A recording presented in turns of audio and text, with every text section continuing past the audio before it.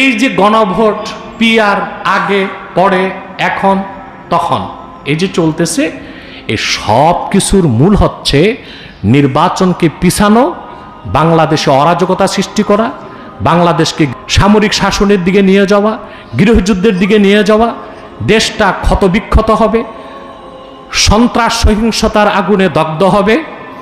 তখন যারা দেশ ধ্বংস করতে সাপ পাঠাইছে সবল দিতে, তারাই আবার বিষ নামাইতে ওজা পাঠাবে। সেই আমেরিকা বাংলাদেশকে দখল করবে, লুটপাট করবে। এর জন্য প্রত্যেকটা রাজনৈতিক দল ইতিহাসে দায়ী থাকবেন আপনারা। দেশ এখন রাজনৈতিকভাবে মহাসংকটে নিপতিত। আগে একটা হয়েছিল পিআর চাই, কি চাই, এখন পিআর গেছে, এটা ফাইলবন্দি হয়েছে। কি হয়েছে? এখন হচ্ছে গণভোট। কি এখনো মতবিরোধ, কেউ বলে গণভোট আগে, কেউ বলে না নির্বাচনের দিন।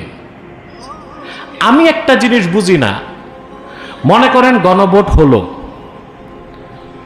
জুলাই সনদকে আইনি ভিত্তি দেওয়া হলো, সেই আলোকে সংবিধান সংস্কার হবে পরবর্তীতে, ঠিক না? আচ্ছা ভাই, গণভোট কি বাংলাদেশে আগে হয় নাই? তারপর গণভোটে যা হয়েছিল তা কি ঠিক ছিল না পরবর্তী সরকাররা বদলাইছে?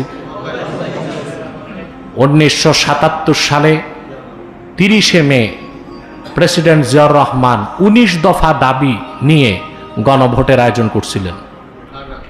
হ্যাঁ না, কয় দফা ছিল জিয়াউর রহমানের? 19 দফা। জিয়ার যে ভালো কাজগুলো করছিলেন তার মধ্যে একটা হচ্ছে সংবিধানে জিয়া এই কথাটাকে সংযোগ করেছিল যে রাষ্ট্রের মূলনীতি হচ্ছে মহান আল্লাহর প্রতি আস্থা ও বিশ্বাস। এই খাতিরে যদি জিয়াউর রহমান নাজাত পেয়ে যায়, ইসলামী মূল্যবোধের বিশ্বাস, এটাকে সংবিধানে তুলে ধরছিল।